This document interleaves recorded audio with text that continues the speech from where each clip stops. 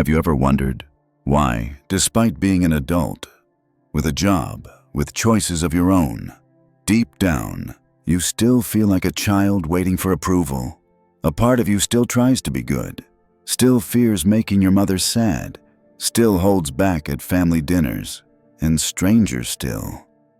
Every time you take a step forward in life, there's a quiet voice inside that whispers, "Am I betraying her?"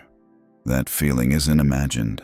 It's an unconscious map, stitched together from all the times she cried alone, and you heard it. From the words she never said, but you understood anyway. And you've been wearing that layer ever since, a hidden shirt woven from your mother's unfinished dreams. Carl Jung called it the mother complex, a psychological imprint of the mother figure, never fully named, yet always living inside you, like a silent rule book. It's not your mother who's controlling you. It's the idea of her, the one you never dared to hurt. So you try to live gently, quietly, just enough to be worthy of the one who gave up everything. But eventually you'll notice it. You're slowing down, not because you're incapable, but because you've never felt allowed to go beyond her, and you'll never truly heal until you're willing to face the one question you've never dared to ask. Who am I living for? You keep trying to do the right thing, trying not to bother anyone, trying not to disappoint. But the more you try, the emptier you feel. Not because you're weak, but because you're stuck in an old role from long ago, performing for an audience who's no longer in the theater. Your mother. She may still be alive, she may not, but her image, the way she looked at you, the weight in her eyes when you made a mistake, the subtle sigh whenever you let her down, still lives on inside you. It's still the whisper behind every choice you make. And so, you live as if she's still right there, watching, scoring, judging, expecting. Even when she says nothing, you still feel the need to be just a little more put together, a little less dreamy, a little more practical, just so she won't feel tired. That shirt, stitched from unspoken expectations, is still being worn every day. The loop began the day you realized. Your emotions made her worry. Your dreams made her uneasy. And if you found happiness too soon, success too fast, flew too far, something in her might quietly ache. So you slowed down, shrunk yourself, not because you fear the world, but because you fear no longer belonging to her. You chose a stable job, even as your soul withered inside. You stayed in a lukewarm relationship because she said, "At least you have someone." You went silent when insulted because deep down you learned that strong women don't get loved. So you made yourself smaller, not for your partner, your boss, your friends, but for your mother, the real one, or the one who still lives in your mind. The problem is, when you live as if she's watching, you'll never allow yourself to become someone she never imagined, and you won't heal. Not because she did anything wrong, but because you're still living as if you're 5 years old, standing in that old kitchen, bowl in hand, eyes fixed on the unopened door, still waiting for praise, for a warm look, for the nod that never came. Carl Jung once said, "We are not born just once, but many times, and the hardest birth is when our soul must separate from the shadow of the mother. Not to betray her, but to truly live, to become oneself." Yet many people never go through that second birth. They grow into adult bodies but still live with the nervous system of an obedient child. An instinct that constantly scans. What does mom think? What does she want? Is she sad? Is she proud? And from within, every decision is filtered through that gaze, even though, in reality, she's no longer there. Jung called this the mother's shadow, the devouring mother archetype. When love stops being a nourishing place and becomes a territory no one can leave without guilt, and you, on the surface strong, independent, educated, still live as though you're stitching the rest of the dress your mother never finished. No one asked you to do it, but you can't stop because you think it's devotion, love, loyalty. But are you sure you're truly loving your mother, or just keeping yourself frozen as the child who never grew up? You've likely never asked yourself that question, because doing so might make you feel like a bad child, ungrateful, a traitor to the image of the gentle mother you've upheld all your life. But Jung never asked you to abandon your mother. He simply asked, are you carrying your mother in your heart, or letting her sit in the driver's seat of your life? Because when the psychological mother becomes the unconscious center, you begin to live for her love, instead of living for your love of life. And the tragedy is this: you begin seeking her shadow everywhere, in your partner, in your boss, in your closest friends.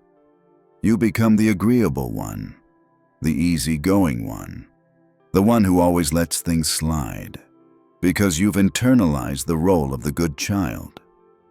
But Jung said, no one is truly free until they have killed the image of the mother within their unconscious. It sounds brutal, but it's a necessary separation, a rite of spiritual maturity, where you understand loving your mother does not mean absorbing every fragment of her emotion into your soul. To love her is to stand before her with every part of you that doesn't resemble her, and still choose to love her, still choose to stay, but with the clear boundaries of someone who has been born again. Then, love will no longer be a tight underlayer beneath your skin. It becomes memory, a beautiful piece of fabric, but no longer the flesh you must wear to survive.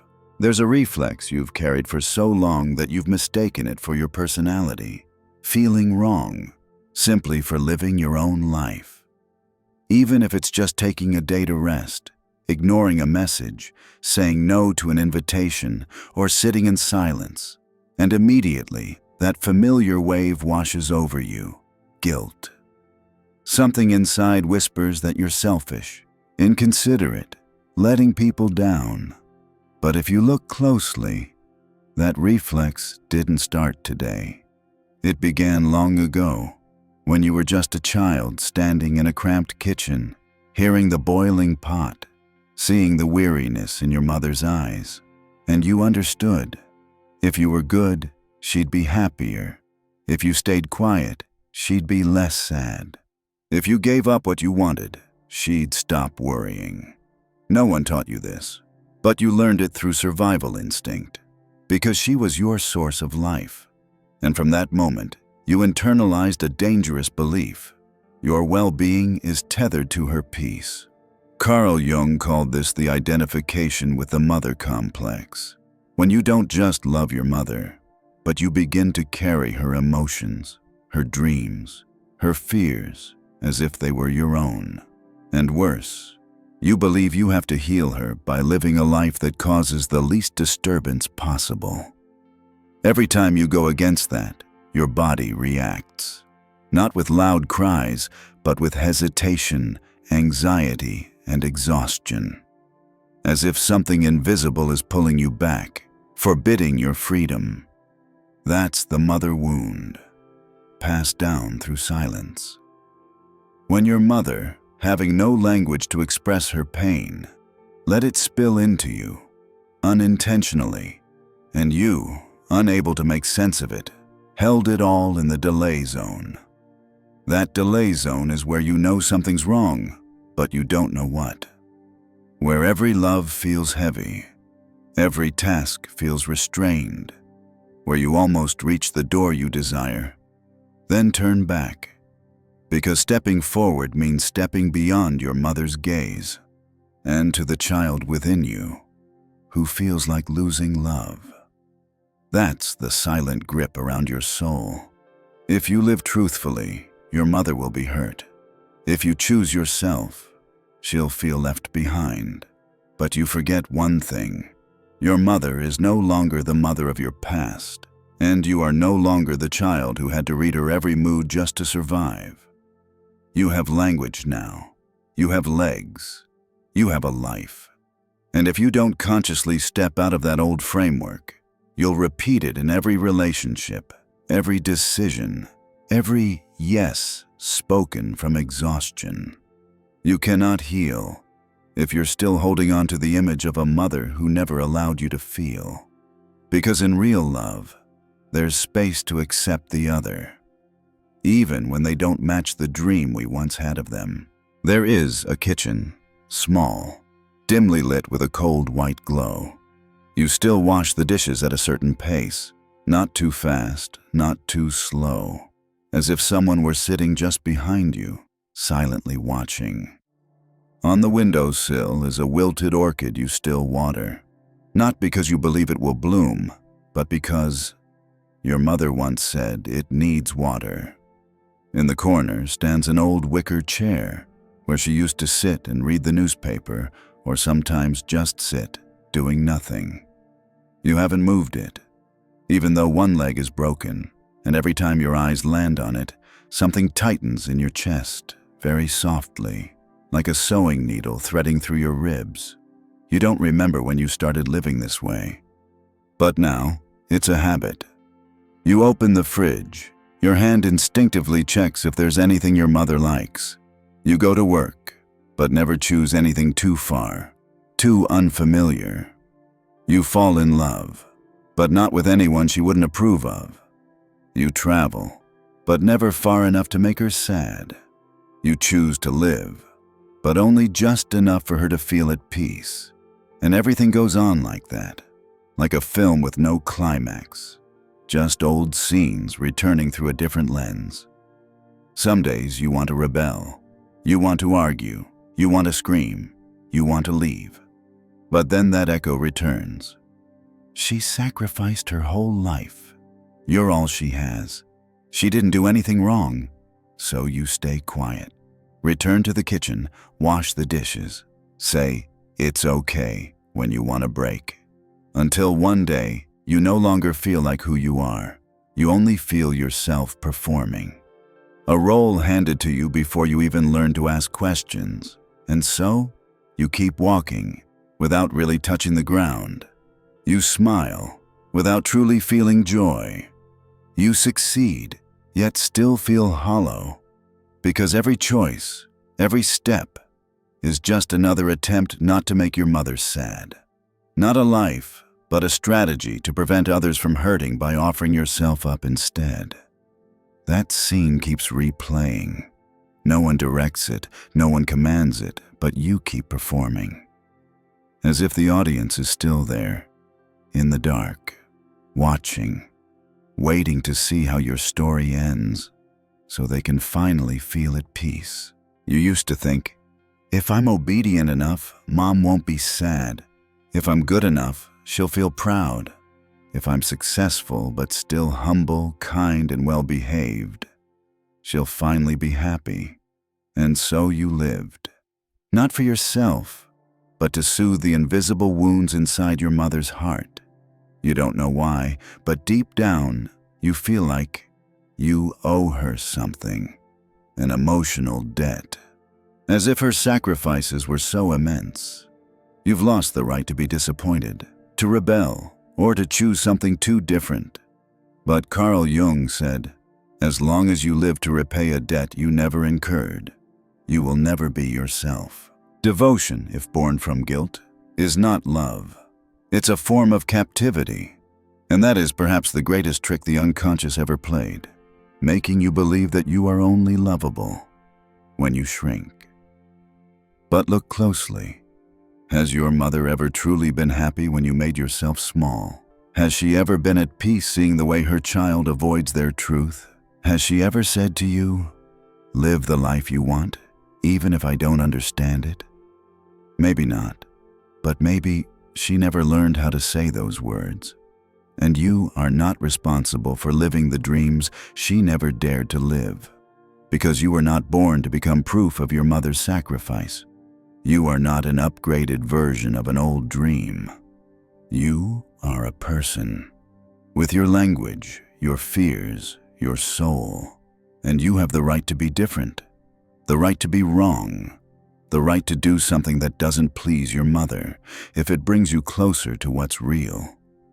Jung called it the separation from the Great Mother, a sacred severing, a painful but necessary rite of passage that allows the soul to take shape, no longer fused with the emotions, the wounds, and the unrealized dreams of the one who gave you life.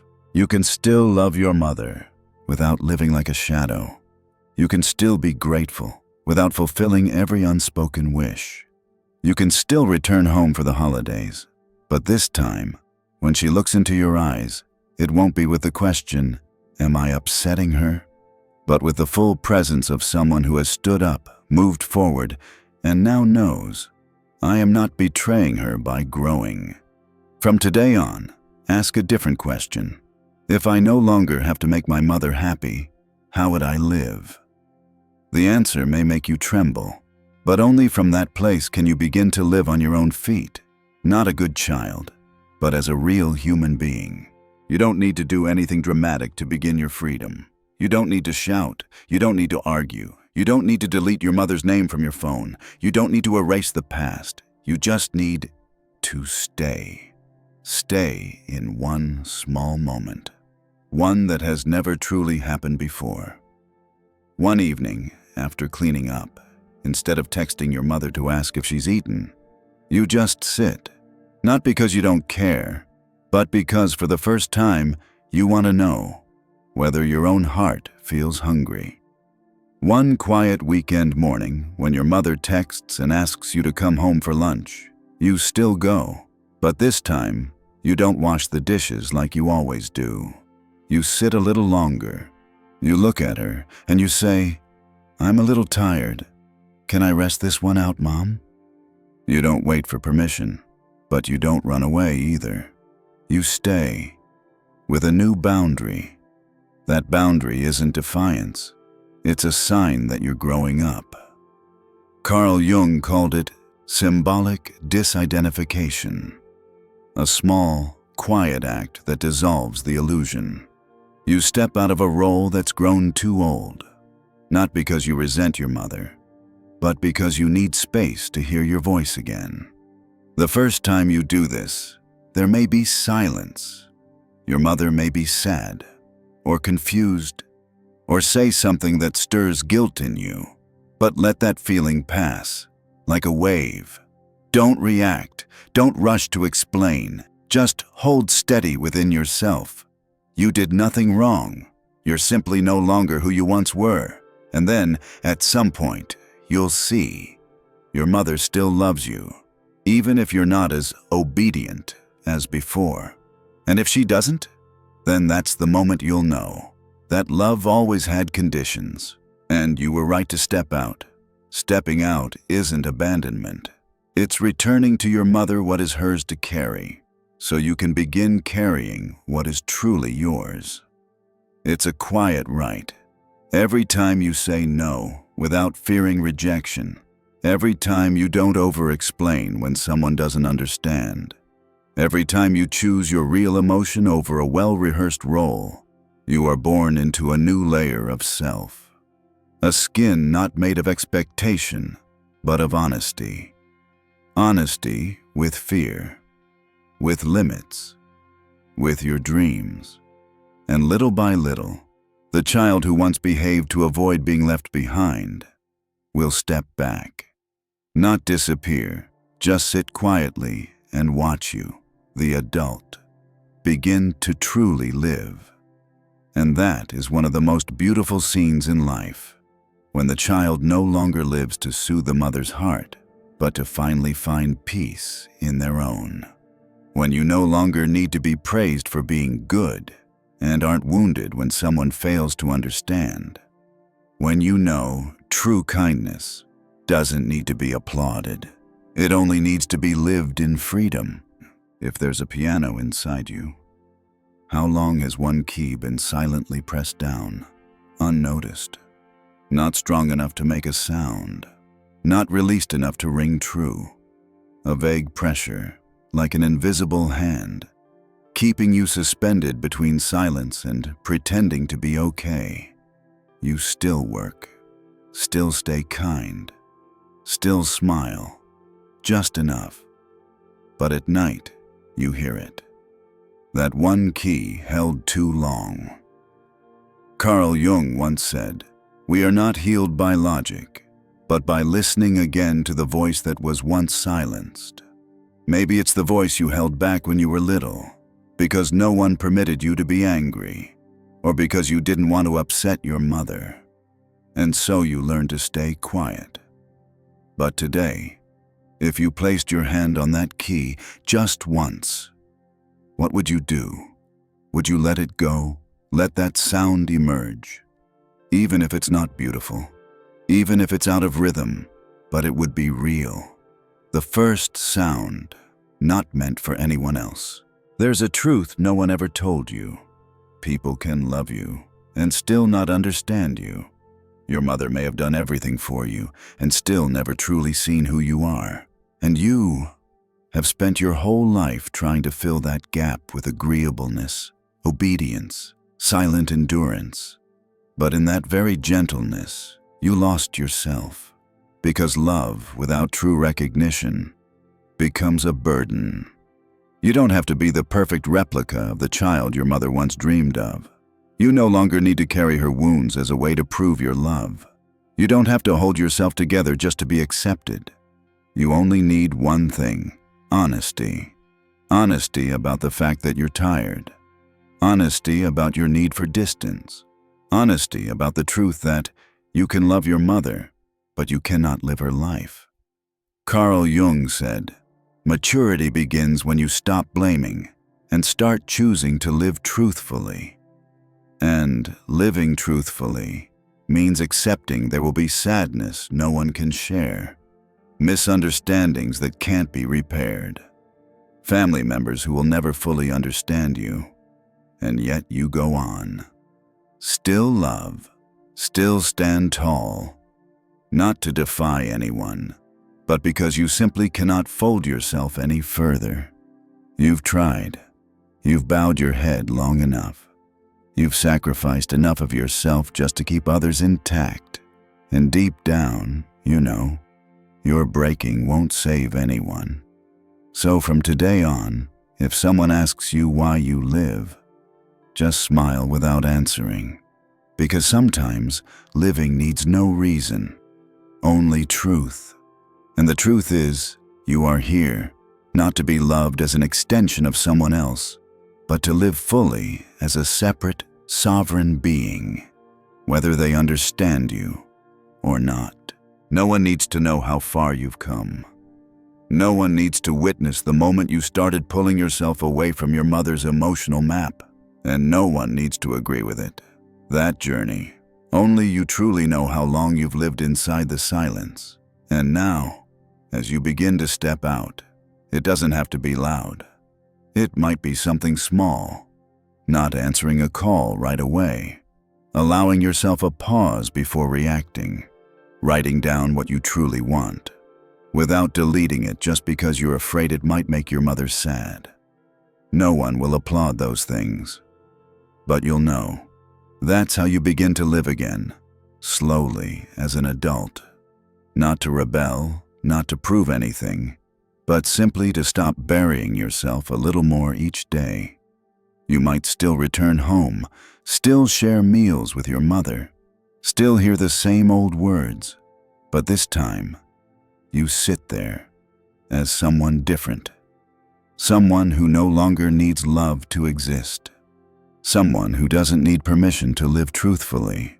And if you choose to go further, in the next video, maybe another part of you is also waiting to speak, not to convince anyone, but just to breathe on your terms.